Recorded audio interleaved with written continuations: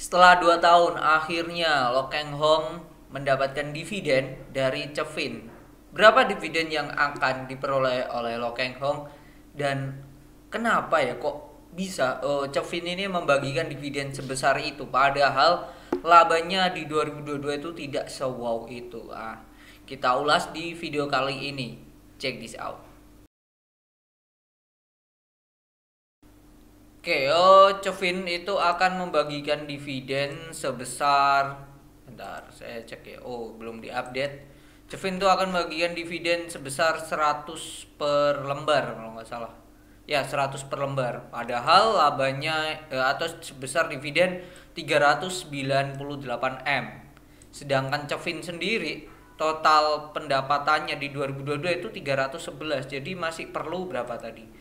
3998 ya, 398 kurangi 311, jadi mereka masih perlu 87 M lagi gitu. Nah, 87 M ini dari mana gitu? Kalau kita cek dari laporan keuangan mereka ya, laporan keuangan dari Cepin, CFIN, terus saldo laba yang belum di belum tahu ke apa penempatannya digunakan untuk apa. Mereka itu ada sebesar 3 juta miliar. Ini dalam apa? Bentar, ini dalam juta apa? Oh, dalam ribu. Ribu berarti juta, miliar, triliun. Jadi ada 3,7 T. Jadi kurangnya hanya sebesar 80-an, 87 M. Ini sangatlah enteng lah ya. Menggunakan ini saldo laba yang belum ditentukan. Sisanya mengambil dari situ. Dan mereka masih ada berarti 3,6 lah ya, 3,6 T saldo labanya. Jadi masih make sense menurut saya. Cuman nah ini ada hal yang menarik kalau kita lihat Covin ini melakukan RUPS itu di Juni tanggal 22 Juni, di tanggal 22 atau hari Kamis. Lalu sebelumnya, nah insidernya kita lihat insider ya, sebelum share tersebut, share bentuk apa ya RUPS-nya tanggal 16 dan tanggal 19 itu Pak Lo Keng Hong itu melego sahamnya, menjual sahamnya sampai tanggal 19. Ini menjual di tanggal 16, dia menjual 573.000, lalu selanjutnya tanggal 19 dia menjual juga 4 juta lot, 4 juta lembar ya. Dan kalau kita cek di data dari KSEI berdasarkan perdagangan tanggal berapa nih? Tanggal 21 Juni atau hari Rabu sebelum mereka RUPS ya. Data Pak Lo Keng Hong ini sudah nggak ada gitu. Kalau saya cek di data Cevin ini sudah tidak ada ya, lebih dari 5% ini udah nggak ada. Nah, apa yang membuat Cevin Pak Lo Keng Hong melakukan taking profit gitu? Padahal dia kalau kita cek di data insider ini kan dia mulai koleksi Cevin ini kan sejak 8 April 2021 ya. Sejak 8 April, dan kalau berdasarkan CNBC di sini, beliau ini di lain kesempatan dalam sebuah seminar baru-baru ini Lo Keng Hong mengaku membeli saham Cevin itu di harga rata-rata 200-an per lembar ya. Jadi kalau kita lihat ya, beliau sudah taking profit di tanggal 16. Tanggal 16 kita cek Cevin itu harganya sudah berada di angka berapa? Oke, ini udah tanggal 16 ya. Dia di sini titik low-nya terendahnya itu ada di 490. Kalau average dia 200. Jadi saya bisa katakan beliau aslinya sudah untung 100% ya. Udah untung 100%, bahkan sekarang kondisi 2021 21 Juni sebelum RUPS nama beliau sudah nggak ada gitu. Bukan tidak mungkin beliau sudah menjual lagi gitu. Cuman di sini masih belum diketahui pastinya ya alasan dan nilai penjualan yang dilakukan Lo Keng Hong di Cevin itu menjelang pembagian dividen apa. Yang jelas ya ini, yang jelas Lo Keng Hong sudah mengantongi cuan besar. Ya betul sekali. Kalau kita cek dari sini, dari insider beliau ya, yaitu total lembarnya kan 200 juta lembar ya. Kita akan kalikan aja 203, 371, 700. Kalau ini kita kalikan 200. Total dananya beliau kan 40M ya. 40M itu dengan nominal 200. Jadi at least beliau sudah mengantongi 80M sendiri ya, 40M. Nah, itu apa alasan beliau gitu.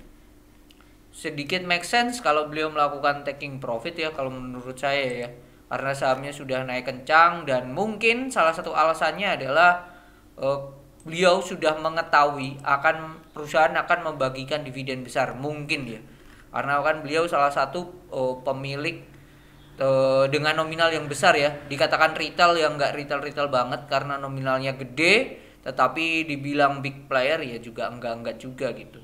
Jadi mungkin desas-desus atau selintingan beliau sudah tahu kalau akan membagikan dividen gede sebelum RUPS, itu hal yang wajar ya menurut saya ya, privilege lah menurut saya.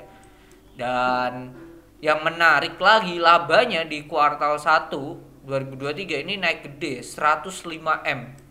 105M padahal sebelumnya itu hanya 2M. Terus di 2021 tuh 41M. Cuman ini saya masih mencari datanya, laporan keuangan dari Cevin ini belum terupdate gitu. Belum terupdate, belum ada share-nya lah ya, belum di-share lah ya, laporan keuangan kuartal 1 di 2023. Jadi kalau ditanya berapa besarnya dividen yang diterima oleh Lo Keng Hong, saya tidak tahu. Saya tidak tahu karena datanya beliau sudah jualan ya. Beliau sudah jualan dan bahkan di bawah 5% ya. Nah, data ini yang kita bisa cek ini di mana? Di IDX ini hanya orang-orang atau institusi yang mempunyai pemegang saham nominalnya di atas 5%, minimal 5% lah itu ada. Itu sih yang saya tahu. Pak Lo Keng Hong tuh masih ada saham di satu BMTR, kita cek ya. Ada di BMTR, lalu ada di Dild, beliau masih ada di Gajah Tunggal. Nah, itu. Jadi tinggal 3 perusahaan yang beliau masih punya dengan nominal di atas 5%. BMTR, Dild, dan Gajah Tunggal. Cevin, saya bisa katakan beliau sudah jual, nominalnya sudah tidak di atas 5%. Tetapi apakah di hold sampai pembagian dividen? Nah, ini pembagian dividennya nantinya come date-nya berarti kalau dividen tanggal RUPS-nya tanggal 22, let's say 7 atau 10 hari ke depan, berarti awal Juli lah ya. Awal Juli kemungkinan adalah sebagai come date dari Cevin. Kalau ditanya apakah menarik dengan dividen sebesar itu, nah kita cek ya. Cevin ini tanggal 22 itu kan closing di harga berapa nih? Closing di harga 545. Harga dividennya 100 bagi 545 kali 100. Wow, gede banget, 18% ya.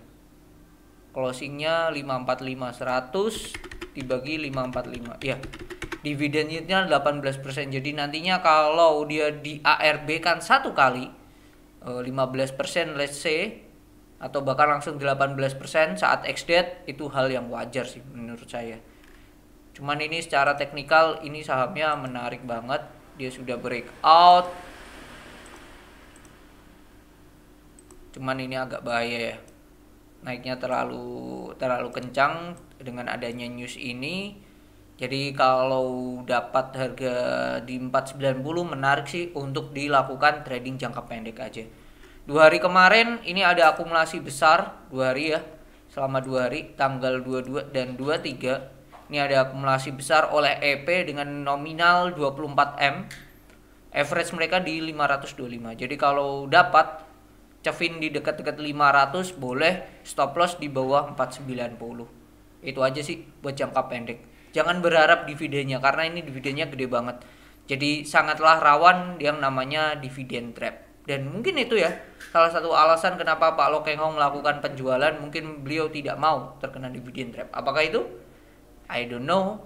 Cuman yang jelas beliau keluar dalam keadaan untung. Oke, mungkin itu video kali ini untuk Cevin. Semoga kita bisa memanfaatkan momentumnya dan jangan terjebak yang namanya dividen trap-nya. Oke, see you on the next video. Bye bye.